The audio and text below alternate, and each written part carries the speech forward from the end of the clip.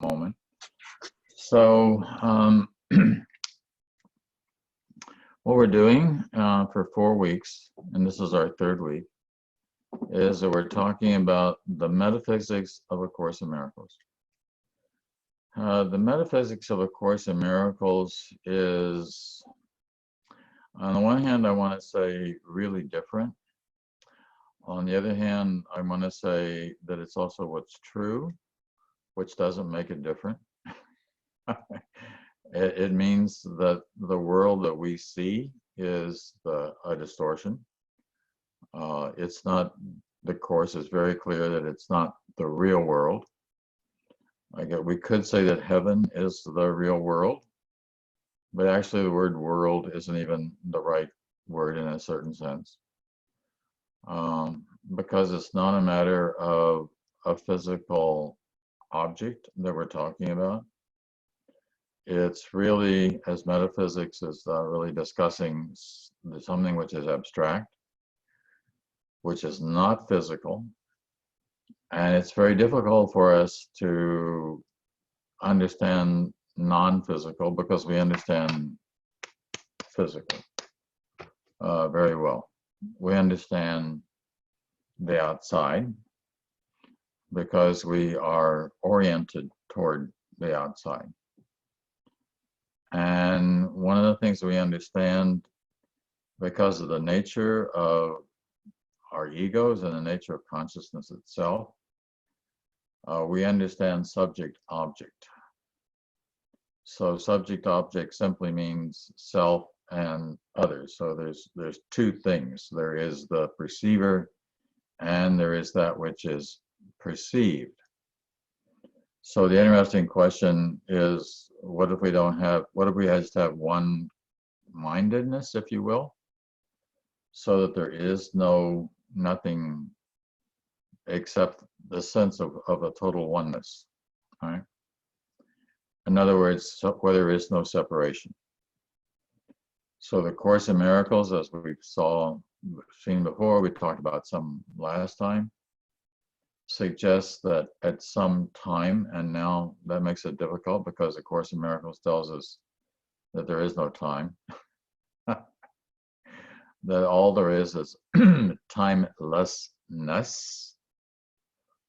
And timelessness is very hard for us to wrap our minds around. In fact, the Course even says, don't try. I once listened to Ken Wapnick give a lecture on which he said, don't try. Because you can't really do that. But there are things that we can understand which don't have a physical form, like love. We understand that there's a thing called love. We know what love is. But that really doesn't have a form, although it may have expression within form. But still doesn't have form.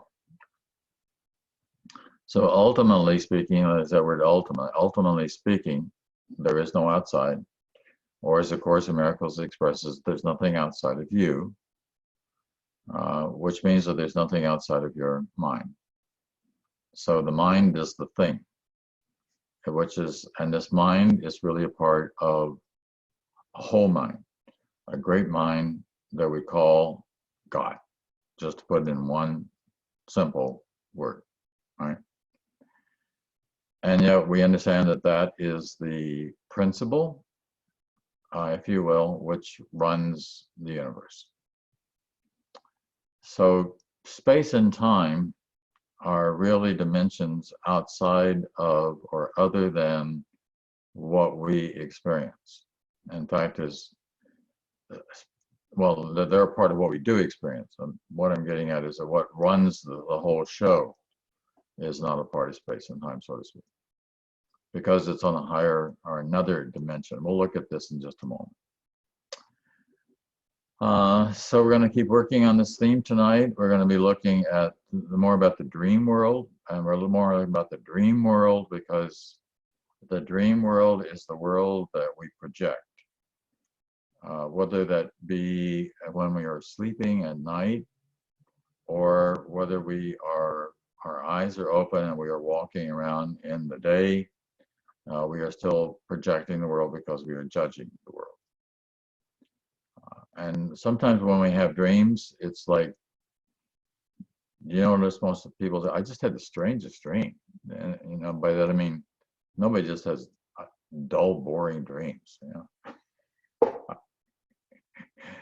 I had a dream a couple nights ago that I was playing golf. Now for me, that's a very strange dream because I don't play golf. I don't play golf at all. I think a little bit when I was in high school, once or twice after that, and that's it.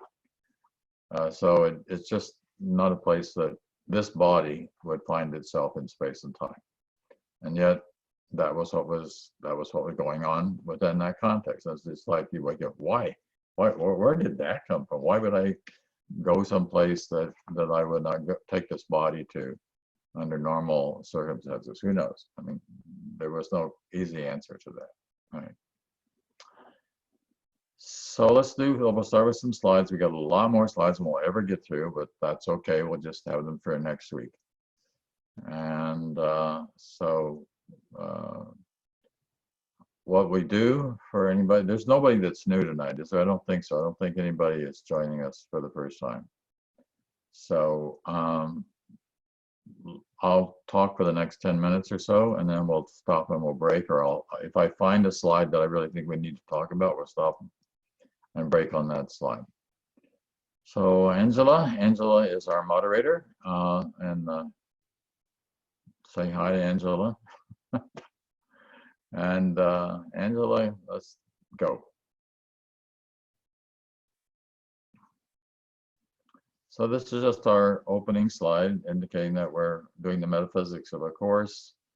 We're up to part 3, which is awakening within the dream. Okay, let's go to slide.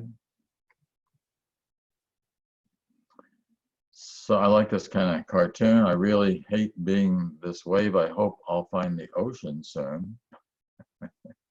Which is just symbol. Here we are. We're a part of this, the wholeness, a part of everything, looking for everything, not realizing that we're already here in the midst of it.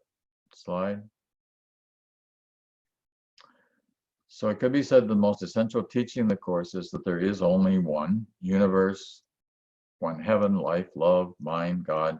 Now, all these words are synonyms for one thing, which really, again, defies words. Words themselves are also limitations in form. And yet we need words to try to work with. Even though there's another dimension of things that it's just not really in words, but feelings. When you read A Course of Love, for example, instead of A Course in Miracles, we could say is kind of heady. I mean, that's okay. It's meant to be, because it's trying to help us to figure this thing out, what we're doing here, how we should live here, and how we wake up and how we get out of here. How we get out of here, not how we die, but how we awaken, really, to what's really the truth. And everybody wants to know that, even those who don't think about it. So everyone lives in God's world, but that's not our experience in this world, the world of time and space. And this world, one of the difficulties about this world compared to God's world, is that this world seems to be divided. By that, we seem to be caught between good and evil, right and wrong, ego and spirit, heaven and hell. And again, the question is, how do we awaken? So, slide. This is actually the last slide we had last week, the very, very last slide. It says, you have chosen a sleep in which you have had bad dreams. But the sleep is not real, and God calls you to awake. So the course, there's tremendous emphasis upon this. You'll find this theme of dreaming throughout the course, that we are dreaming. Right now, we're dreaming. We're dreaming all the time, really. But we don't realize that we are dreaming. We just think and when we have a sleeping dream, it's just a substitute for the dream that's going on in everyday life. And you think about what happens when we leave these bodies. And I really suspect that a part of what happens is that we look back at this life for a moment, and see that as a dream. Because if what is in front of us at that point would be more real than even the memory of this one. If you look at, for example, at your childhood, that seems, I'm sure, for most of us, very much like a dream. And the further you go back, the further you can go back, the more dreamlike it seems. So if you can go back, say, to the 40s or the 50s or the 30s, then that's very dream world. But so is the 60s and the 70s, and wherever you go, that was a dream dimension, so to speak. Right? And at some juncture, this will be too, like tomorrow. Slide. So you seem to awaken, and the dream is gone. Yeah, what caused the dream has not gone. That's the important part. What caused the dream? That's not gone. What you seem to awaken to is but another form of the same world you see in dreams. Now, the world we see in dreams has some of the same, like, for example, I said a few nights ago, I had a dream I was playing golf. Well, that's something that would happen in this world. Within the context of this world, what people do play golf. Once in a while, we'll have a dream in which an unworldly kind of thing could happen. Like, for example, some of you have flying dreams. Flying dreams are wonderful. Flying dreams I'll have flying dreams occasionally. And I just love flying dreams because it's always like, wow, you can really do this. You can really fly. And I always have this thought, you could teach people how to do this. You just have to get light and do it. Maybe later some of you can tell us if you have flying dreams. But that's something that's not true under what we call normal everyday circumstances. You can't fly in your body in everyday life. So this other dimension now becomes possible within the context of that kind of a dream. Course in Miracles is saying that all of our time is spent dreaming. Our sleeping dreams and our waking dreams have a different form. That's all. So the content is the same insofar as they are protests against reality, the Course says. And you're fixed an insane idea that you can change it, that you can change reality. We cannot change reality. When we say change reality, it means we cannot change heaven. Can't change that which is eternal. We can change that which is true.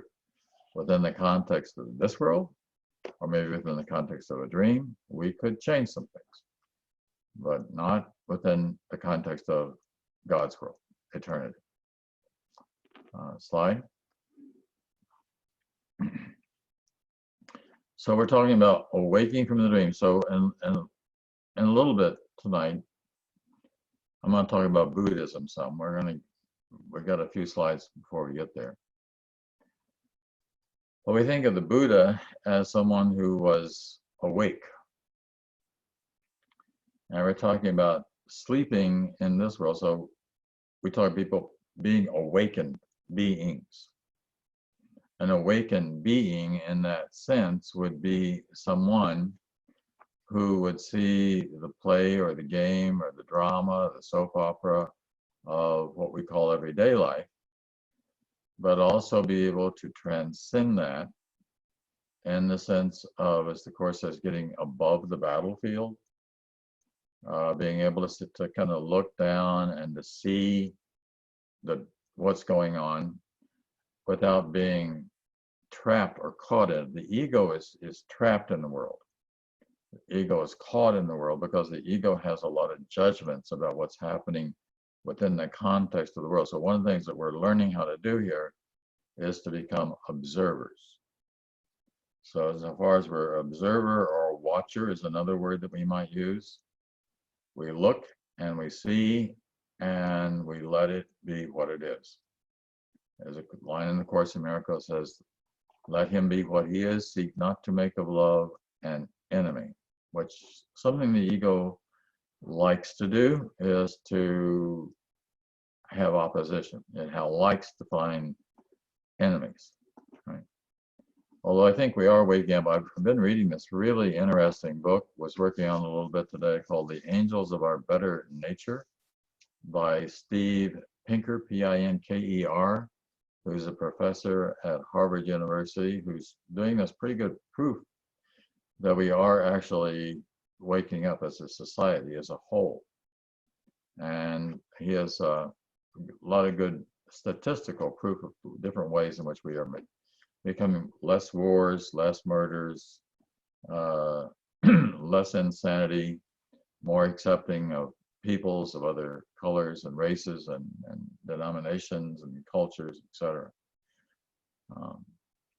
But also just more consciousness, more awareness that's going on. So there's a kind of, he sees it as a kind of evolution that's happening in consciousness. So we could talk about this awakening kind of as somebody who, let's say, an analogy might be awakening from being an alcoholic. But if you really wake up, I had a friend once that I was talking to who had been an alcoholic, and he said that there was this time in his life when he was, say, 3 or 4 months or so out of the alcohol. So he had been free of it for a long enough time that he was really getting clear. And he said that this remarkable kind of clarity came across him. I think as you do A Course in Miracles, you should find a kind of remarkable, increasingly remarkable clarity that comes to your mind. Because you should be able to look around and to realize that things that might have pulled you off course in the past, like say somebody's angry with you or attacking you or something like that, that you don't get upset by that. That does not take, one of my favorite lines, well, that I like to say to folks who get upset, is don't let anything take the peace of God away from you. We really don't let anything. So yeah, I suppose you all, I'm assuming you all get the little Sunday morning piece that I send around that's called Sunday with Monday, in which I was addressing this coronavirus thing. And the theme that I started with on that, and I ended with as well, was don't let anything take the peace of God away from you, including this piece of sort of seeming insanity that seems to have been, that grips the whole world, not just a piece of it. But it's interesting that with the advent of mass communication that can go all around the world at the speed of light, anybody who's got any kind of technological equipment in front of them is very much aware of what's happening. So when the Course, this is a quote from A Course in Miracles, when you are sad, no, this need not be. Depression comes from a sense of being deprived of something you want and do not have. Remember that you are deprived of nothing except by your own election. So we really could be awake right now. We could be. So if I'm drowning myself in something like an alcohol or a drug, I make that choice, and that is really just puts me in a deeper hole, because then I feel as though I'm obviously running away, but at the same time that I'm running away, I'm becoming more and more depressed. And I'm becoming more and more depressed simply because I feel like I've lost control, because you have lost control. At any minute, something could step up and say, no, no more, enough, go the other way. And we all know that the Course in Miracles itself starts when Bill Thetford turns to Helen Schucman and says, there must be another way.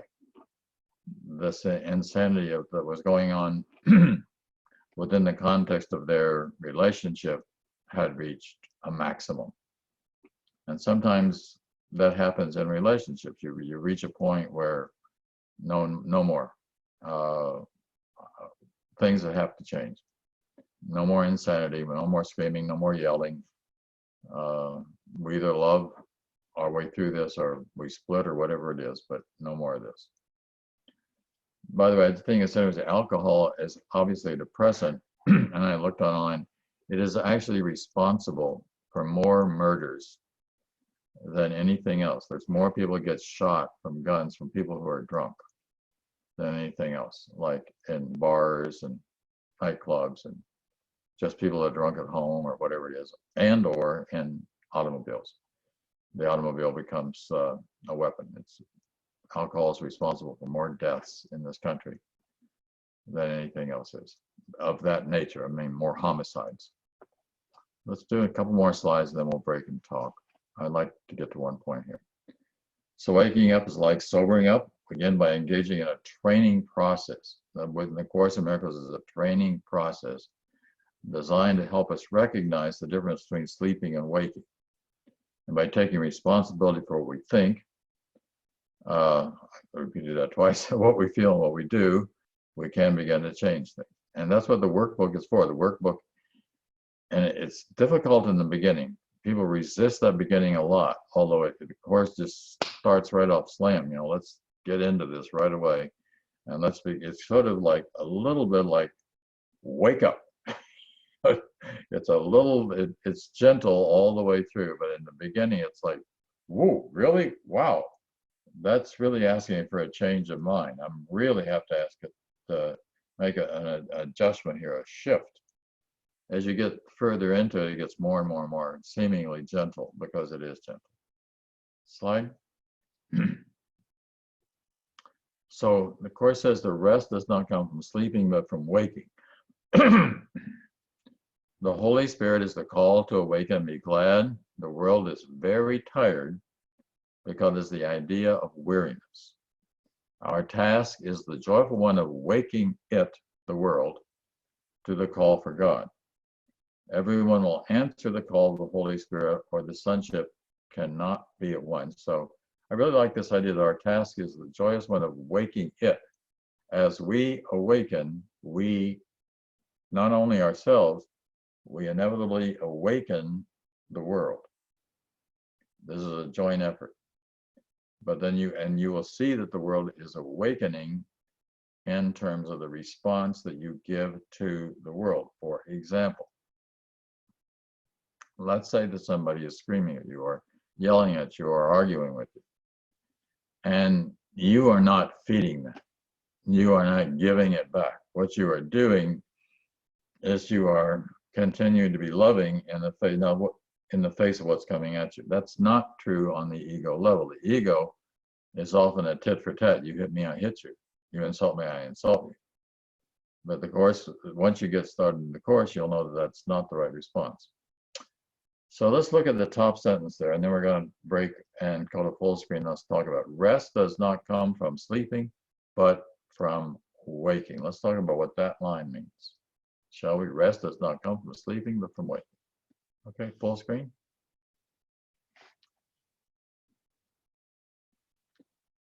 So what does that mean? What does it mean rest does not come from sleeping, but from waking? It's always hard to get you going, but once we get you going, hey, Chris, let's get Chris going. Yeah, I kind of discussed the same thing last night good. at a course meeting, a local one. Oh, good. And a lot of it is sleeping can be fatigue too from analyzing and overthinking and trying to control things and worrying about the outcome of everything instead of just allowing things to happen. So that would be, for me, fatigue makes me tired. Yeah. And, so, but to be awakened, you would be, oh, I'm not worried about this. I'm just going to let it be. Right. That's my. So that's a good example of being caught within the context of the dream. Mm-hmm. Yeah. Okay. Anybody else?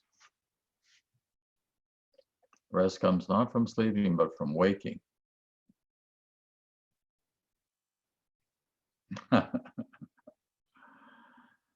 Mark, you're going to put in on this? So really, the more awake you are, the more relaxed you are. The more you can let things be what they are.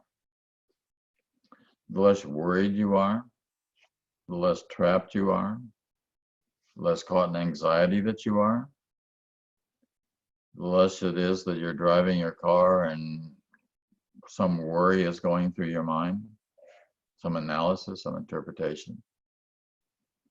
And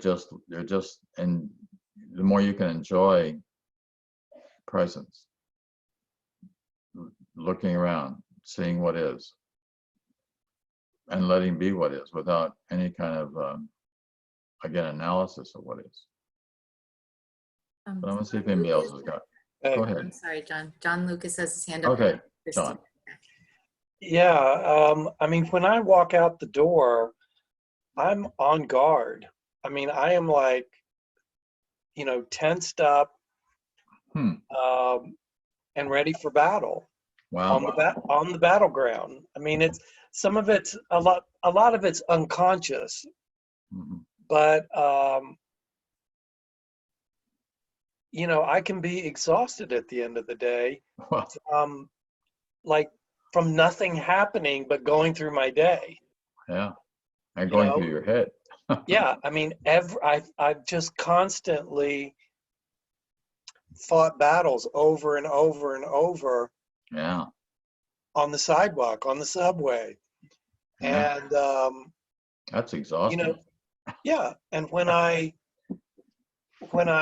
can walk out the door with a Course in Miracles lesson in my mind and practice it,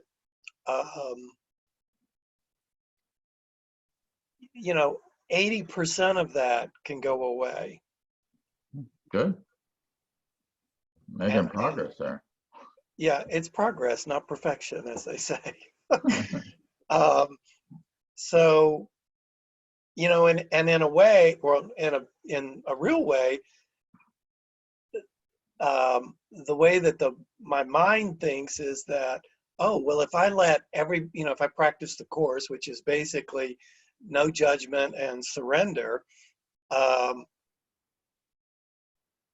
I think that is, I resist that. I mean, I resist what's good for me. Right. It's completely backwards. And you're not alone in that. Yeah. Doug? Just thinking of, I went today to one of my old workplaces where I worked 20 years ago, this gigantic building in this Northern California area. And it occurred to me that many of the dreams that I have to do with being lost in this gigantic building and how stressful my dreams are. Oh, wow. I mean, they're like an exhausting dream. Wow. So not only when I'm dreaming in the dream, I'm like 2 layers removed or more from reality. And how it's interesting to me to just think about how exhausting that can be instead of really being awake. Right. And how much stress plays a part in our lives even when we're not aware of the fact that stress is playing a role in our lives. Yep. All the worry that's going on all around about the coronavirus thing is watching a doctor on television or not on YouTube rather, talking about how you want to lower your immune system, get stressed out.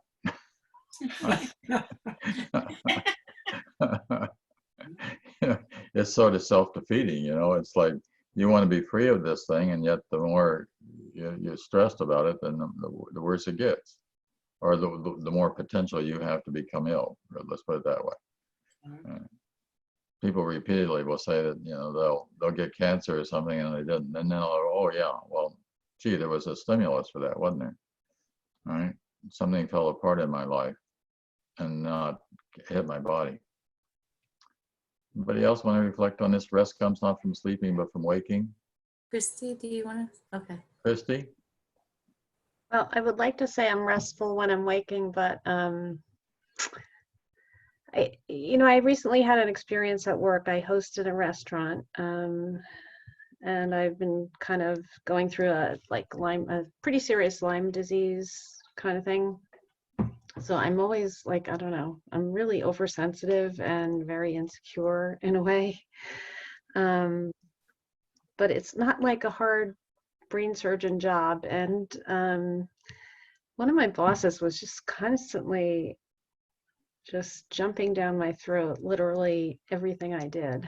And I finally just said to him, "Why are you just constantly jumping down my throat?" Because it was making me feel, I was so affected by it. About silly things that I wouldn't talk to my dog that way, or my, when I teach my school children that way, but it just, I think I know I place a lot of importance on, for some reason, I'm letting myself place a lot of importance on what people think of me, and Yeah. and it bothered me, and it bothered me that I let it happen, or Right. I don't know how to explain it, but it was just disturbing to me that, like, I've reached this point in my life and I haven't gotten to the point where I could put it in the proper place. So, well, if I could ask, what was the boss's response? Was it He jumped down my throat again. He started He yelling did. at me again. right? See, that's one of the problems. We'll talk about that more in with one of the slides we had coming up about that. And do we confront, or do we let it go? And how do we continue to be loving in situations where what's coming at us is not loving? Yeah, and I consciously think that I should be that way, but it doesn't always, I can't convince myself. Well, as we said, this is a course in mind training. So we're seeing how we're doing mind training. We are perpetually in the process of learning. We're learning what response is the best response, with the most loving response. And you don't have to always be right. We can get it wrong, and that's all right too. We learn through it, right?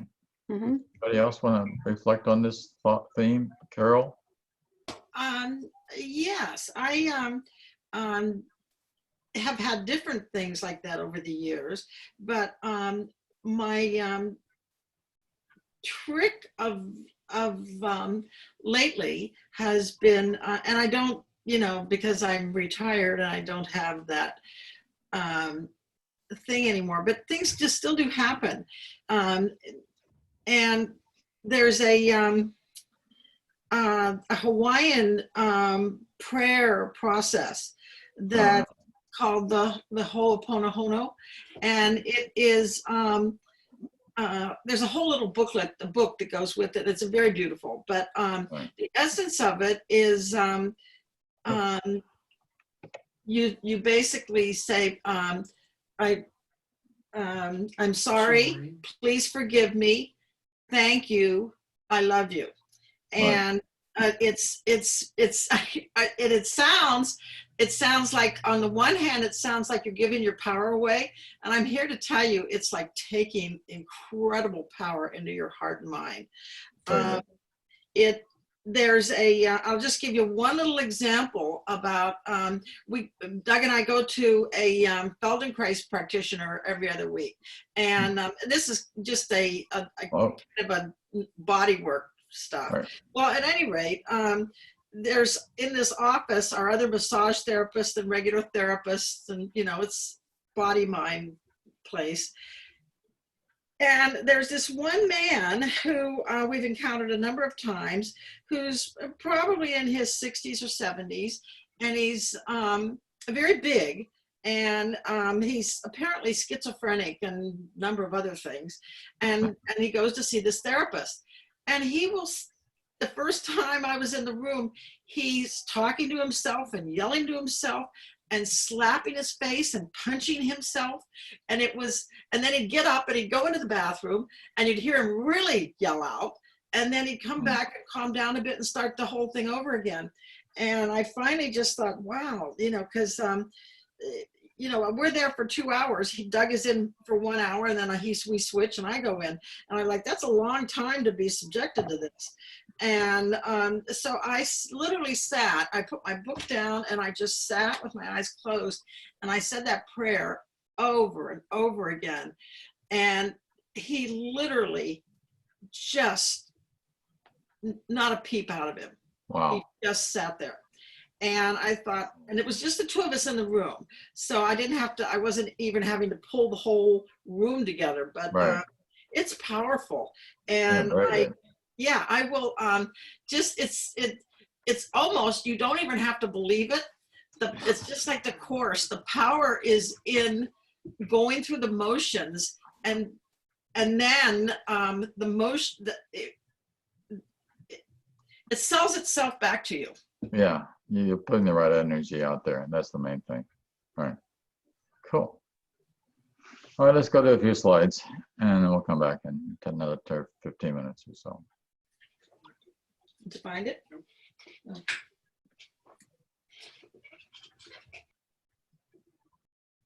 So slide.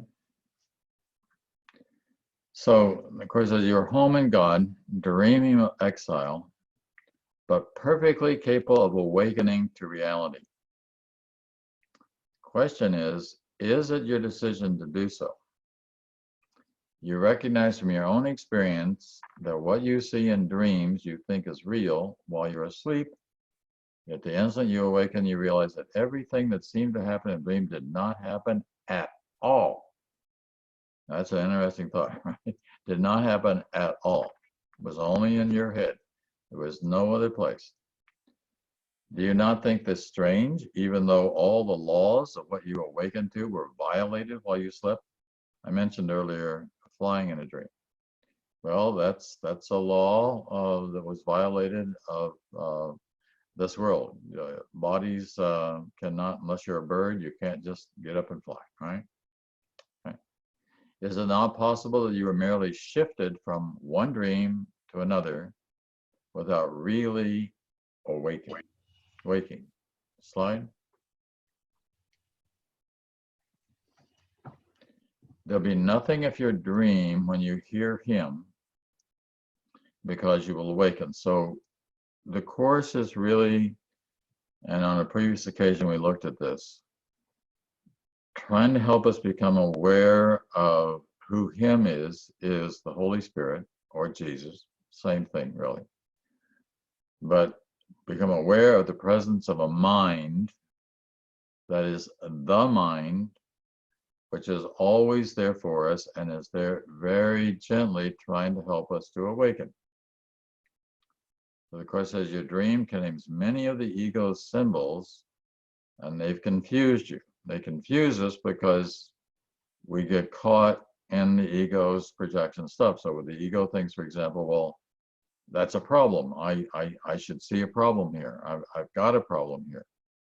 I'm upset with somebody. I think I have a right to be upset with this person, without realizing that there's an alternative. The ego does not see all the ego really knows is how to argue, how to fight, how to hit back.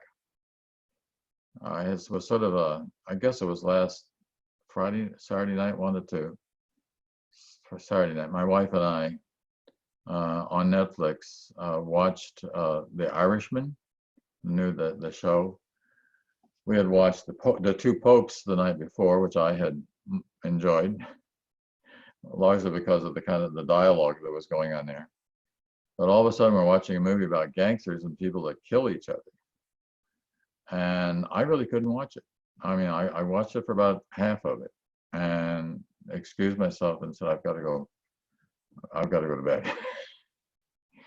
Because this is not, I mean, that may have been the way that egos worked within the context of that particular culture and that world, but it's very hard. That's all ego.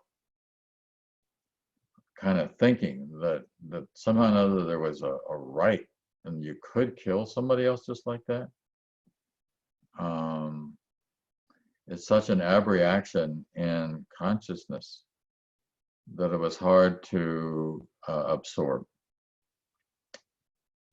I think you all know what I'm talking about. Let's do slide. It is a sharing of the evil dream of hate and malice, bitterness and death, of sin and suffering and pain and loss that makes them real. That's what I was talking about. That's why I had trouble with the Irishman, the movie, because it was really about hate and malice and bitterness and death and sin and suffering and pain and loss. And it was like, it was too real in that sense. Who wanted to participate in that kind of a world? That's not just a dream. That is a nightmare. It was a horrific nightmare that was being portrayed. Right? Unshared, they are perceived as meaningless, and fear is gone from them. Unshared, it's the sharing. It was, it's okay to kill somebody, and one person will whack somebody else off. Right? The fear is gone from them because you did not give them your support. Where fear has gone, their love must come, because there are but these seeming alternatives. So the Course is helping us to see that there is this other alternative. There is love. What the Course, what is all-encompassing, can't have an opposite. There can't be this hate and the fear and the anxiety and all that sort of stuff. That cannot be real. And I understand that all that there can be that's real is love. So let's go for what's real, even in the face of insanity.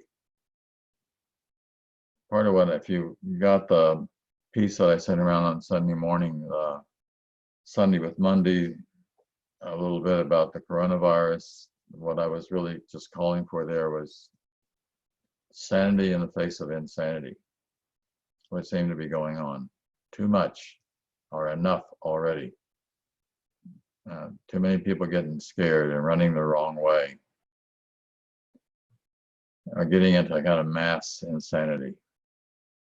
Slide.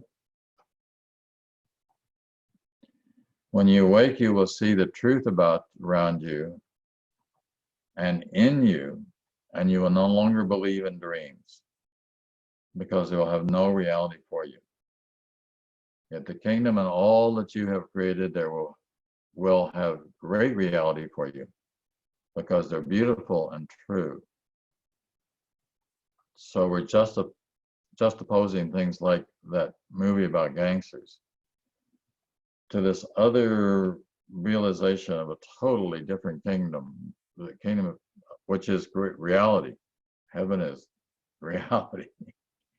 And it's beautiful and it's true and it's exciting.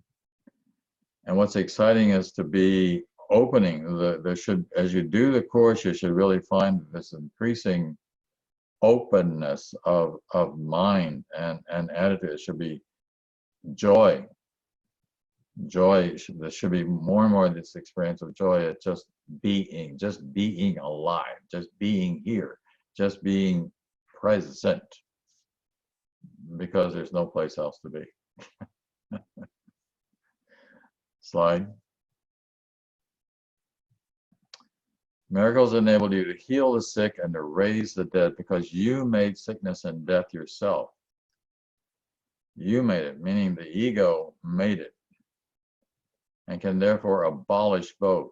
You are a miracle, capable of creating in the likeness of your creator. Everything else is your own nightmare. And part of what seems to be going on with this coronavirus thing is that it's a nightmare that we seem to be sharing on a global level. Everything is your own nightmare and does not exist. Only the creations of light are real. Ultimately, it's only the creations of light are real. That's the only thing that's real. See down the bottom, only those who are asleep attack, because only those who sleep can have bad dreams. So in other words, if we were really awake, if we were totally awake, if we're the Buddha nature awake, if the Christ mind awake, if we're awake, then we know we're home, we're with God. There cannot be insane dreams. There cannot be bad dreams. There's just no place for them to enter, because the ego is no longer there to entertain such dreams. Slide.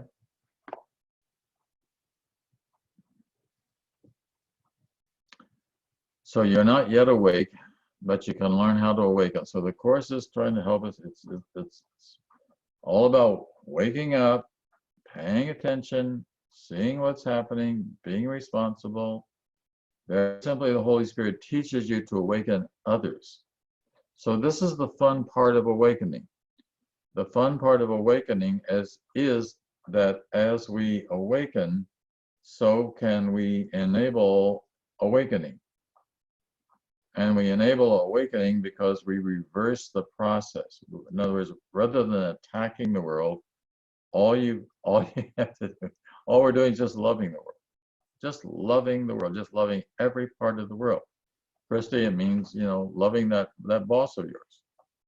It may be loving a child that's being naughty, or a spouse that's being contrary, or whatever it is that's in the world that seems to be resistant.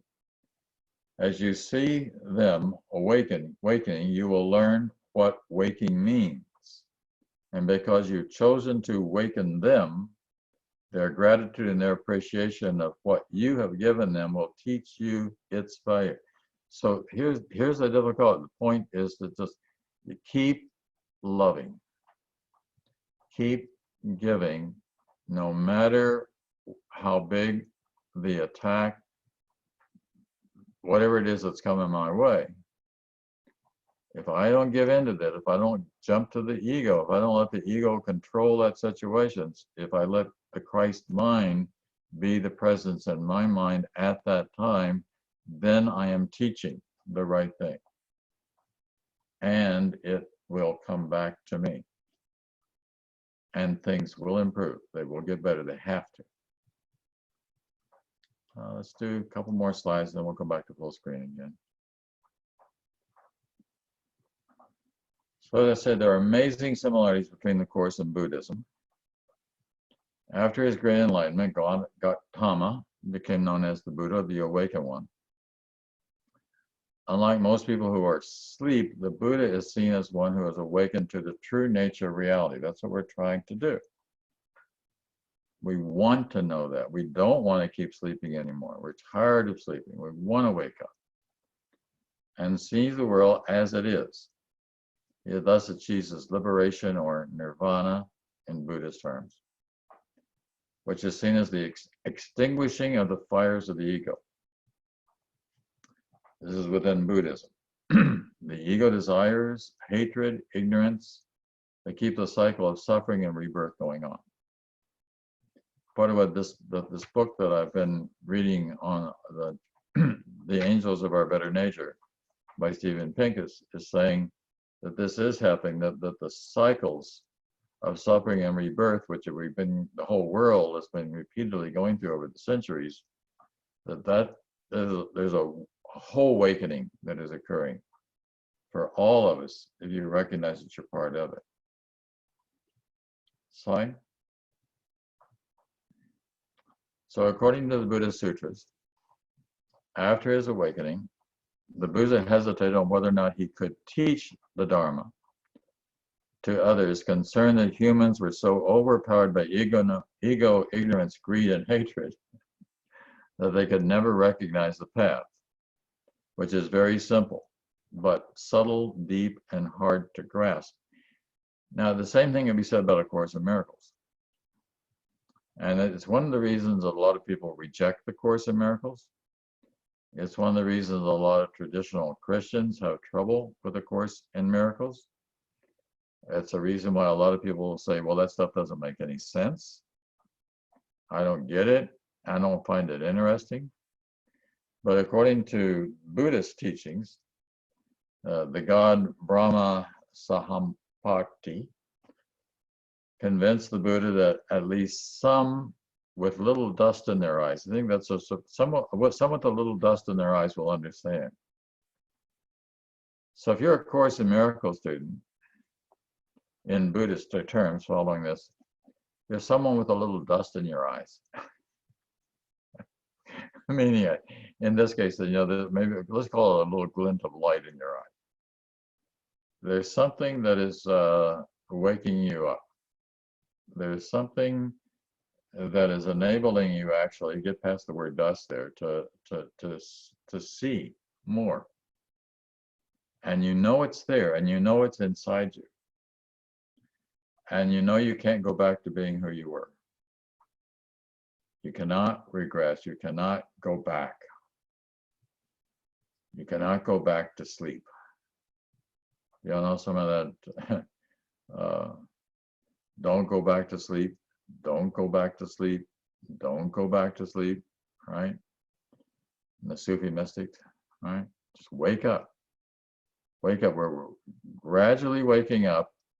You recognize that you have been dreaming. And the ego's going to be seductive. The ego's like, let's go back. You know how that happens early in the morning? I want to go back to sleep. But you can't. You got to get up and start living this life. I mean, just live it. You're going to feel so much better if you just put the feet on the floor, get out of the bed, start cleaning things up, start living, start loving, living and loving this life, right? Let's see. Let's go to slide. I mean, let's go to full screen and see if we can have some feedback on what I was just saying. Barbara?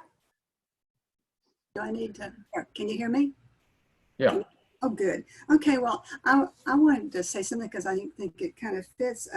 When she was talking about that prayer, the Hawaiian prayer, it's actually, I found it in this book, Unlocking the Secret of Miracles by Bonnie Neck. In fact, John wrote a thing on the back recommending it. And she says she uses that when she's having difficulty wanting to judge or, have some negative emotion. And so I use it all the time. Yeah. And it really, really works. And I've been using it so much, it's been so effective that lately, I hardly ever get mad at my husband. We have a really good marriage for 32 years. We get along really well, but there's this one thing he does that I can't get over. If he ever leaves me out of something, I can't control myself. And so I'll tell him he did it again, and he's very contrite. I'm so sorry, I didn't mean to. And I still get mad at him. So the last time it happened, I said to him, I'm done. Listen to me.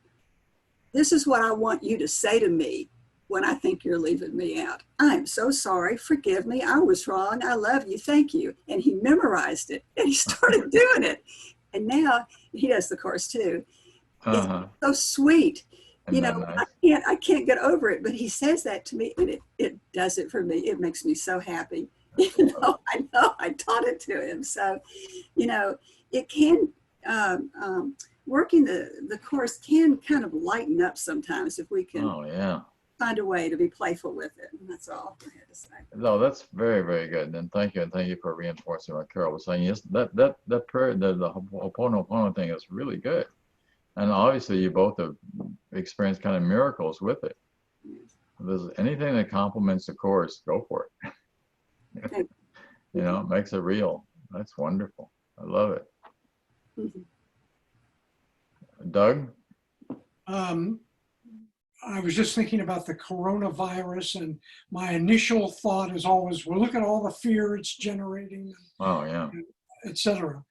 But to me, the other side of the coin, and probably the right side of the coin, is how it is bringing us together. It makes me think of the 9/11 experience in New York City, which is to me a city that the last thing I would expect is to see all the citizens gathered together about one cause like that, but it not only happened in New York, it happened all over the country. In Sure. fact, all over the world. Sure. And I think the coronavirus is not at that level, but it Right. makes me, it's like a separation negator in a Right. way. It's a forgiveness opportunity to let us see that we can all come together about something Yeah. and worry about each other. Yeah, I'm convinced it's also here kind of for a reason, and that there's more time that goes by, the more we'll see it. And the more we'll be able to understand why that came through here, right? And what it had to teach us along the way, or is teaching us, I should say, right now, right? Beth?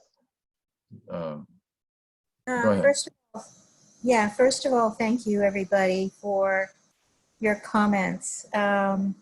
It's a privilege to be here. In relationship to tonight's teaching, I find myself sort of feeling like I'm often in a never, never land. For instance, it's less and less difficult for me to see how everything in my life is a dream. I mean, I look back at my life and, I see the parts that have been a train wreck, and I see the parts that have been joyous for me. And it's exhausting because all of it was under the belief that I was alone and doing these things myself and unaware of my true identity as part of God and in connection with God. So that part I find pretty easy at this point to see. Like, I go through my day, I see, this and that. What is more difficult is and I'm interested in the transition from that to the point of rest, to the holy instant, to where we really are. I don't find that it's automatic to go from realizing that my life has been a dream to kicking into loving everybody and, the holy instant, as the Course says. Right. So one thing I have found, because I often find it difficult to love in the true sense of the word. So one thing that I have recently been finding helpful is to recognize that I am loved. And so I've been going about my day recently, remembering, I'm paraphrasing it here, but a line from Jesus in the Course of, I will never leave you comfortless. Right. I will never leave you. So I've been able to hold on to that as kind of a life raft and feel that I am learning to receive love. Good. Because just going from my life is just a train wreck and a dream, and then somehow I miraculously should be able to love everybody. There's like huge pieces missing for me that, I'm trying to understand what the bridges are. Well, it's really just a matter of practice, isn't it? I mean, the more we practice these principles, the more you do the workbook, the more you actually, what are you doing? You're here in this class, we're learning more about how other people like Carol and others have applied these principles, and then do it. We're all waking, but we're waking gradually. And actually, you kind of be glad it's gradual. Sudden awakening could be all right too, but it can be shattering on the ego level. It is shattering, but that's okay. We don't want to have this ego thing hanging around anyhow. Who else would like to share? Christy again. Just have a quick a quick thing that there are two things that my husband, I finally broke down and bought the book Oh, good for you. and started reading it. I thought that might be a good thing to do. Yeah. And then I also had that other book, Living A Course in Miracles. But so That book. I started reading the Course in Miracles. I have a short attention span because I do have a short attention span.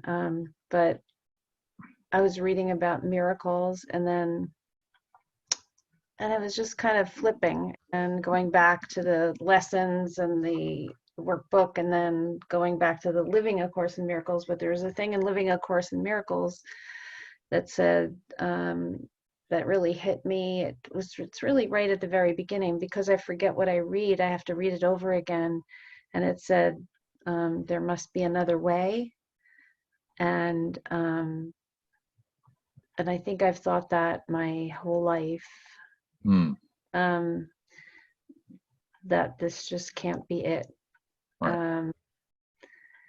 And my husband was asking me, so what are you doing? And I said, well, because he's very logical, and I didn't know how to explain it. I said, well, let's just put it this way. It's kind of like, maybe you wouldn't be really interested in it, just kind of like, I'm not really interested in basketball. And I wasn't being critical. It's just that No, I got it. but I didn't know how to explain it. It was really strange. I didn't know how to explain in a sentence or a paragraph what it's about. I just kind of came out with something like, it's a better way to live your life, or just. That's true. But I think it means more than that to me. Sure. Anyway, that's just what I had to say. Okay. Yeah, it means a lot more, and then it continues to mean a lot more, and you'll be able to continue to share and define the bit by bit a greater depth so that you can share with your husband, or and you don't have to get involved in basketball. All right, Jim, let's hear from Jim, and then we'll go back, I think, to slides. Okay, Jim. Okay, I just wanted to say thank you very much. I had a speech this morning, a speech just before I got to you, and I was heckled, and just listening to you and everyone else has turned it all around. So, oh, good. Thank you. Well, thank you for acknowledging that. Okay, let's do a few more slides. I don't know whether you're all here, but it started to rain very hard where I am right now. Slide.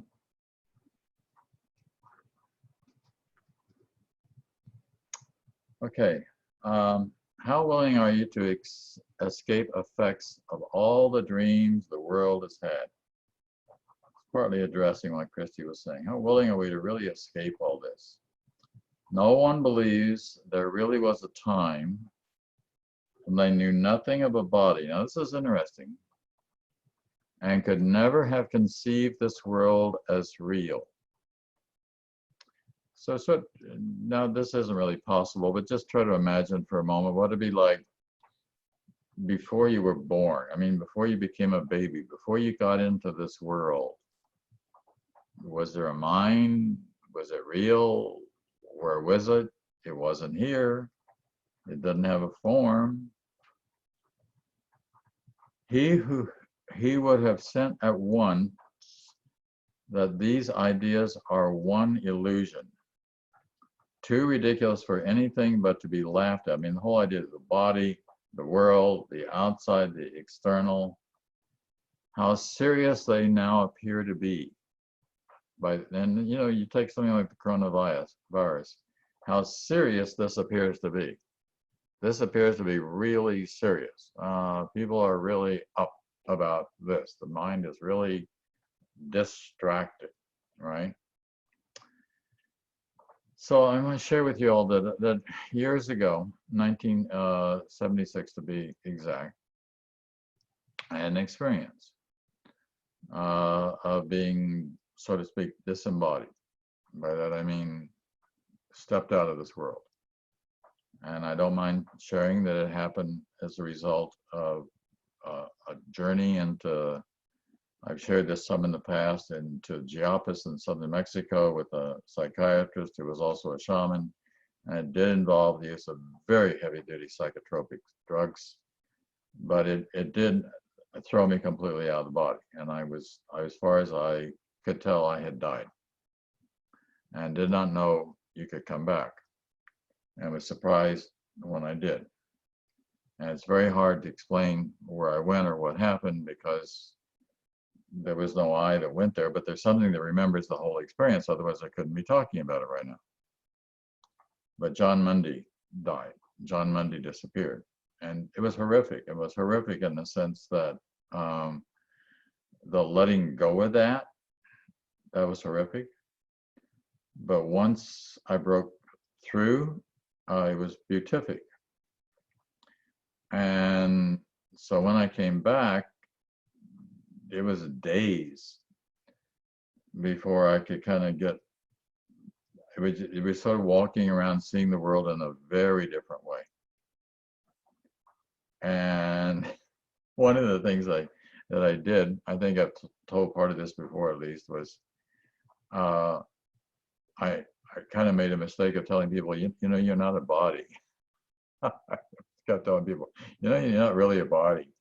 Yeah, and that is one of the main themes in A Course in Miracles. I am not a body, I am free. For I am still as God created me. That sentence appears more than any other sentence. It really seems very difficult for us to understand, especially with like this coronavirus insanity thing that's going on, that there's another dimension completely outside of this, that it cannot even, it is actually very difficult to describe it. But be glad. Be glad, and don't worry about dying. In fact, as A Course in Miracles says, be glad for, you know, brother death. You know, be glad for that door, because it will show you that this has been a dream, and it's possible to awaken from the dream. I'm not saying I was enlightened. There was a little time in there where there was a very, very different way of seeing. But slowly, slowly, the world came back. And it can't come back all the way, though. And you never lose an experience like that. I'm just saying there's this other dimension. You can begin to see it, and the Course is trying to help us to see it. And you can see it. Not in that particular sense, but for example, in terms of realizing the truth of love itself. Love is a very real experience. And that is all that there is. And God is a very real experience. And that is all that there is. And life is a very real experience. And that is all that there is. And God and life and love, those words are synonyms, which describes an experience that none of us can ever lose, even, excuse me, even within the context of the dream, because even within the context of the dream, you sense that it's true. And the Course is showing us that it's true. So let me read these last couple of sentences here in this quote. And no one can remember when they would have met with laughter and with disbelief. One of the things that happened to me toward the end of that experience was that I started laughing. I laughed and laughed and laughed and laughed. I mean, I just couldn't stop laughing, just because there was like this insight into the absurdity of the universe.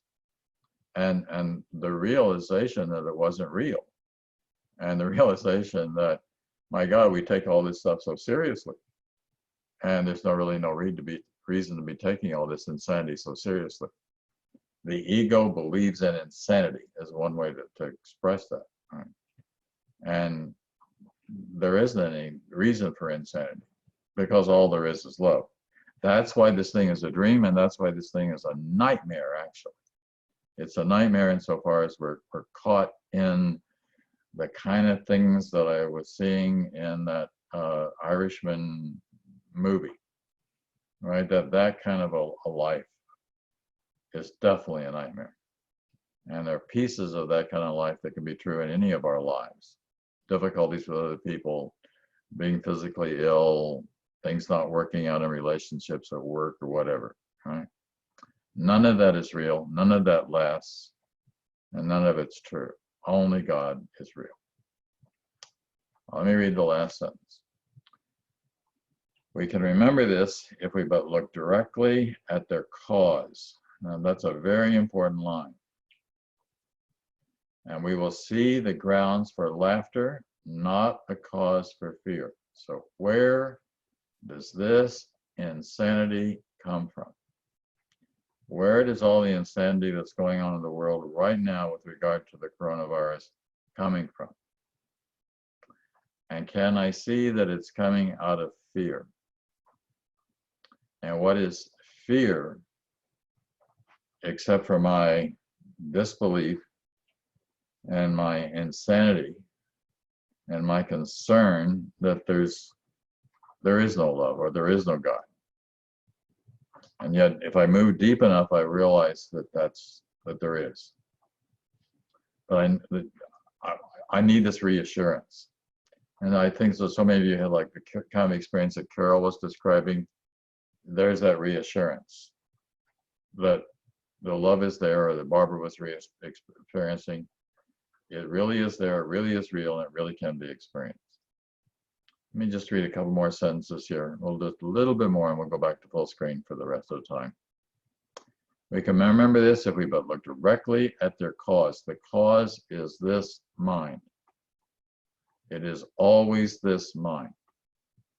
So the real question is, how do I see what I see, and where is what I'm seeing coming from? If it's coming out of fear, guess what I'm seeing? If it's coming from love, guess what I'm seeing? And not only that, but guess what's coming back my way? Projection makes perception, and that works two ways, both in terms of the condemnation I throw up on the world, but also in terms of the love that's coming back my way. Let's do a couple more slides, then we'll go to full screen. To remember, that is to awaken, is merely to restore to your mind what is already there. It's already there. That's a really important point. Heaven is already true. Heaven has always been there. Heaven has always been true. There cannot be anything but heaven.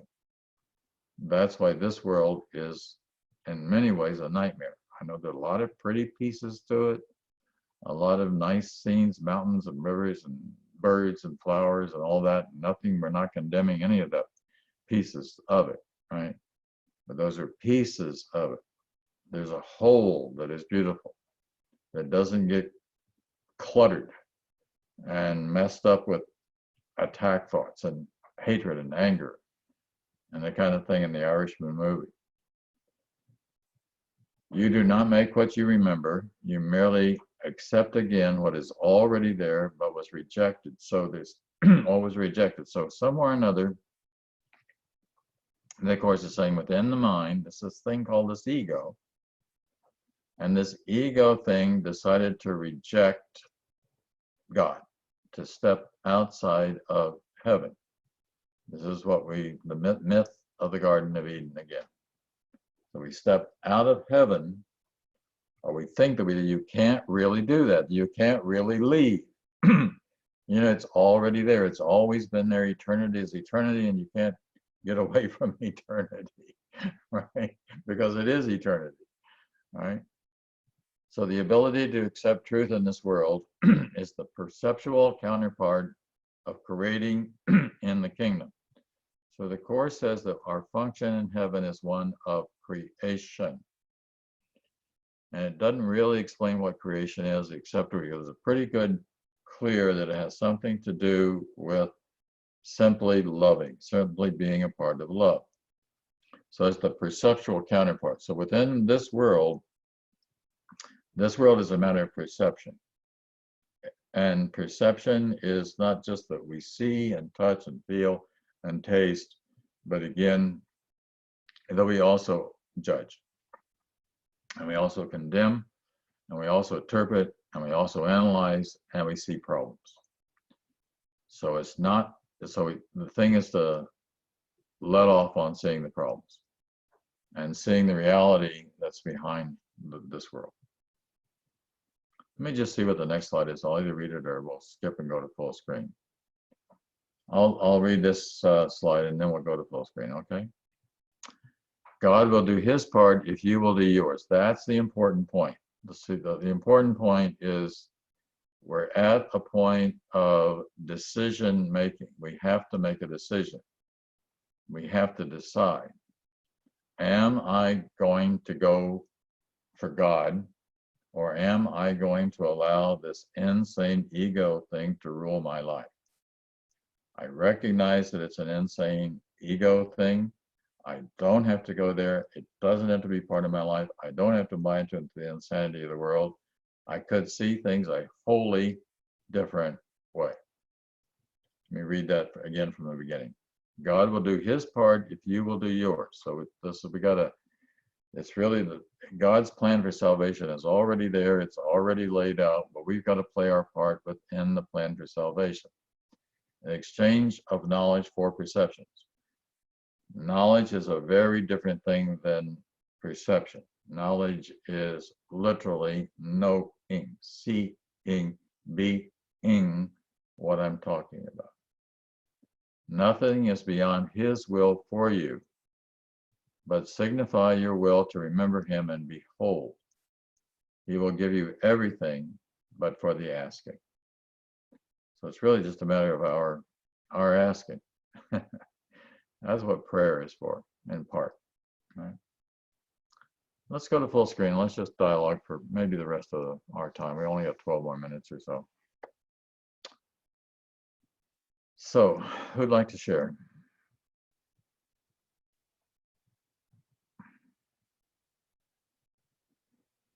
It's always so. And then Lori? Pardon? Jennifer has her hand up, and then Lori raised her hand. Okay, thank you, Angela. Yeah, sure. Jennifer? Okay, so one thing I've been thinking a lot about lately,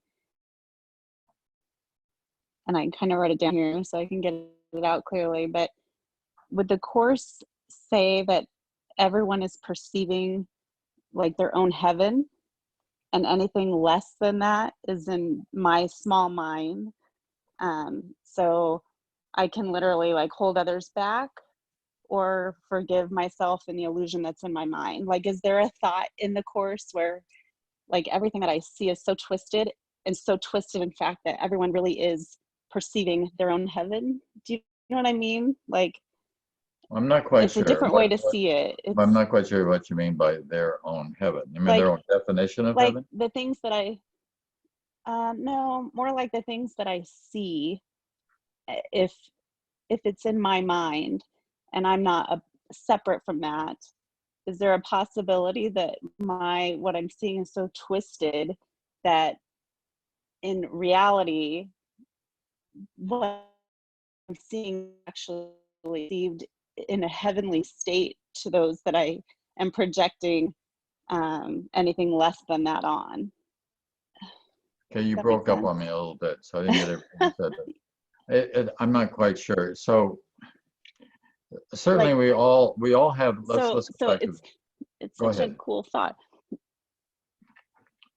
Well, it's such a cool I think it's such a cool thought, because it's like, if I see something and I'm perceiving it as anything less than love, or you can perceive it as a call for love or love itself, but if that's, is there a space in here in the Course that wouldn't even be happening, that it's my projection that's that's creating or making that illusion real for me. And in reality, that person that I'm looking at is perceiving their own heaven. You know what I mean? So like when I forgive, or I You mean there's have a these encounters and I inject ho'oponopono or whatever that is in the proper sense, it's not even really happening to that person. Like, well, there's a heaven that we anyway, it's a,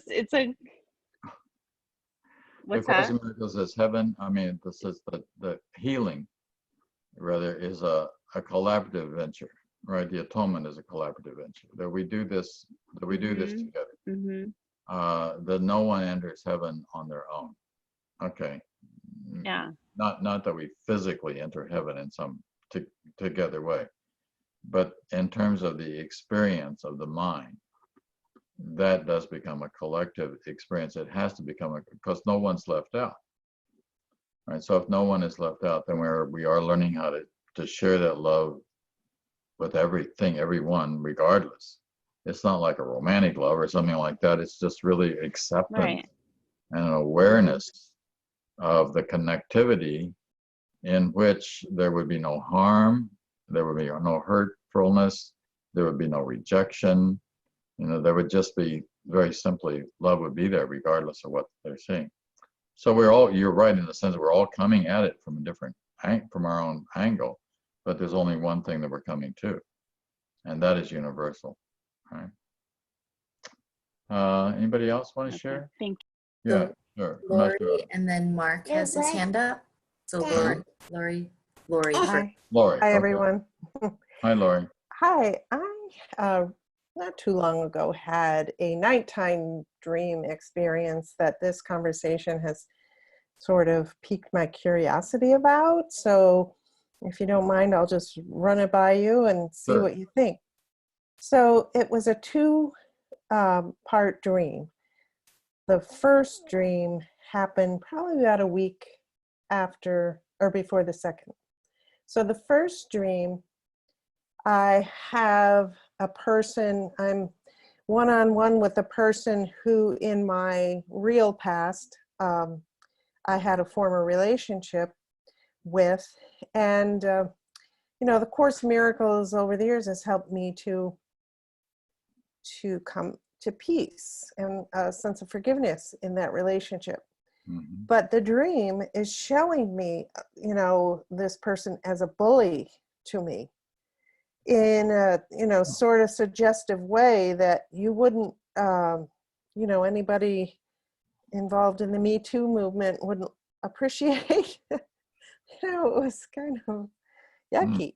So I woke up thinking, oh, what the heck am I dreaming that for? Oh, really? Yeah. So, because you think that you've sort of dealt with these situations, but subconsciously, maybe not. Right. So then a week later, I had the same dream. And this person all of a sudden is looking at me so one-on-one, face-to-face, with these totally understanding eyes. And this person says to me, I see the true you. Oh. And I got this overwhelming sense of peace and love, that really dispelled the previous dream. It was like it was a healing of that dream. Because this person was so intent on showing me the true me. So it was kind of a nice situation, but then sometimes I'm wondering, well, is that my ego as well? Kind of playing a trick on me. But it did bring me a great sense of peace. So maybe not, maybe it, what do you think? Well, keep in mind, it's your dream. Yes. It's always your dream. Yeah. And you're always the projectors of the characters within the dream, in addition to being the character within the dream itself. Yes. Right. But I think it's a very beautiful dream, especially the healing part of the dream. Right. The second dream. That's very nice that you had it. Yeah. Don't be surprised. None of us should be surprised that the depth of stuff that goes on within the context of a dream that we might think would a group one night. I have a group that meets here in my home twice a month, and one of the fellows in the dream was sharing about how he had killed someone in a dream, and that was something he would never ever do. He was so shocked and so upset that he had done something like that within the context of a dream. The good news was it was a dream. Yes. It had no harm, but it's one of the great discoveries of Freud is the deep level of work that we all have to do. We go down in there. But I really liked your dream. That was beautiful. Oh, a wonderful awakening. All right. Well, I'm looking at my screen and I see the true you of everyone. There you go. So it's fun. That's nice. Yeah. And there's no coronavirus. No.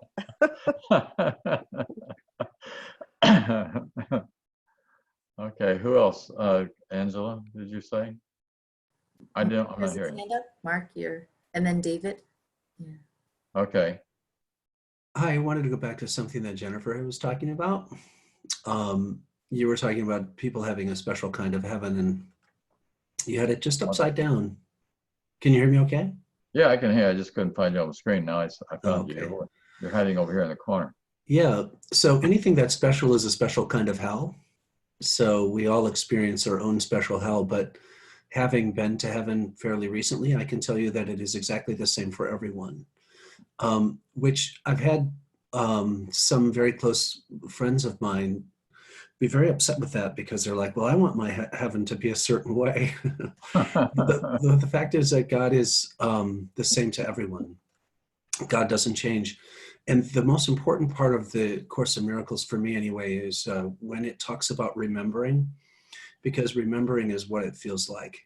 When you are in heaven, the first thing that hits you is, I remember this. I've felt this before. The second thing that you recognize is that there's nothing special there about you as an individual. In other words, Jennifer's not there any longer. Like when you were talking about that, John, a little while ago in your experience with the psychedelic drugs, that is what it feels like. You don't, but you also don't have a place for that. So by saying there's no Jennifer, there's no Mark or Lori or Angela or whoever it is, you're not losing anything. You're not giving. Quite the opposite. Right. And the other thing that I can tell you, this is another question that a very dear friend of mine who was my spiritual mentor for a long time had, and she would say to me, it just sounds so boring, but I can tell you that it's not boring at all because there's no sense of time. In other words, time, you have to have time in order to be bored, and there is no time there. You also have to have a lack of focus if you're going to be bored, and there's no lack of focus at all either. I hope that helps. Yeah, that's very good. But if you have, if you're having anything special in your life, that's hell. And the one final thing I would leave you with is that none of us know in a body as an ego. We don't know what good is. Like we don't know what joy is. And when I was experiencing heaven, I kept thinking to myself, there's got to be a word for this. And the moment I thought of the word joy, it went away. And what it was telling me is joy is not the right word. There is no word to describe God or that which is of heaven. So to put it into words, that's one of the reasons I think A Course in Miracles is so damn long, because it's trying to describe something that cannot be described. In other words, there are no words to describe any of that. I hope that helps. Yeah, it helps a lot. Let me say that, first of all, we're all mystics. We all have already had this experience. We all know what Mark is talking about. Mark has this fortunate thing that he's been able to have some mystical experiences in space-time, so to speak. Except it doesn't happen in space-time, but it still has the ability to talk about it. But that's really true for all of us, if you could remember it. And you can remember it if you dig back a little ways, whether it comes in a dream or psychedelics or death or whatever, it's there. It's a memory. Was there somebody else, Angela? Yeah, Dave. Who? David? Can Hi, you hear David. me? Yeah. I just wanted to say, this is a little bit off topic, but very special hello to my favorite mystic, Marta, she's about 3 hours away from me, celebrating her birthday with some good friends. Oh. But I got out of work late, so sorry I had to join the group late, but hello to all, and all you mystics out there, just glad to see What you. are you holding up? You're holding up something? Oh, these are some flowers. Oh, okay. I couldn't. It's probably backwards. Oh, there we go. Okay, flowers. Oh, how nice. Okay, I can see them now. They arrived. They're sitting at the house. She's about 3 hours away. So I see. So these are flowers for her. Right. Very, very nice. Anyhow, just a little break. Okay. We're at 3:30. Anybody? I mean 9:30. Anybody else? Angela, you see another hand? I haven't. Mhm. Okay. So thank you all for being. I think next week I am going to try to get a little bit into the something that Mark was saying was very difficult to talk about, which is time, because there isn't any. But or the course talks about timelessness, but it's important that we try to talk about timelessness in order to understand that, both the physical and the physical dimension and the duration dimension. And so that will be that will be our last session for these 4 weeks. I'm going to be gone after that for 2 weeks in Florida. I'm doing a tour and 8 cities in 8 days. And if you got any friends in Florida, go to our website, miraclesmagazine.org, and see if there's somewhere nearby that one of your friends might be, and let them know about it. It'd be fun to. I'm not letting this fear thing that's going on right now keep me from going. And so so there'll be 2 weeks, and then after that I'm gonna do another session on the practical applications of the Course in Miracles Principles. We're more into metaphysical stuff now. I want to get more into the practical stuff. And we'll do for that for about 6 weeks. One of those weeks I'm going to be gone again, but I've asked Mark in the middle of April to take over that class. And as you can see, you're very erudite, and you can learn a lot from Mark as well. So thank you all for being here, and you'll get an email from me. Anybody got a party? Well, we want to do the prayer. Let's do the prayer. Who would like to read the Lord's Prayer for us tonight? One person. Anybody that's never read for us before? Come on, don't be bashful. Who has not read? Keith, you want to read it? Have you done it? You got your mic off, yeah. Christy's volunteering. Oh, okay, Christy's going. All right, so Angela will put it on screen, and we can all just sort of read it quietly to ourselves while you say it out loud. The Lord's Prayer from A Course in Miracles.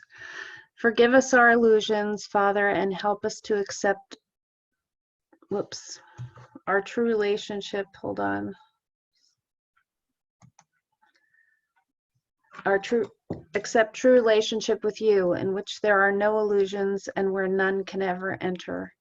Our holiness is yours. What can there be in us that needs forgiveness when yours is perfect?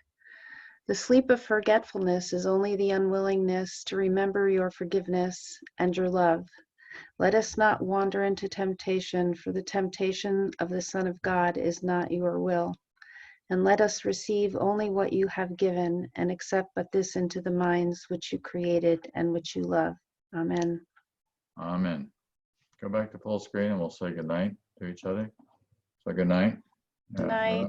Good night. Nice Good sharing night. with you. Good night. Good night, John.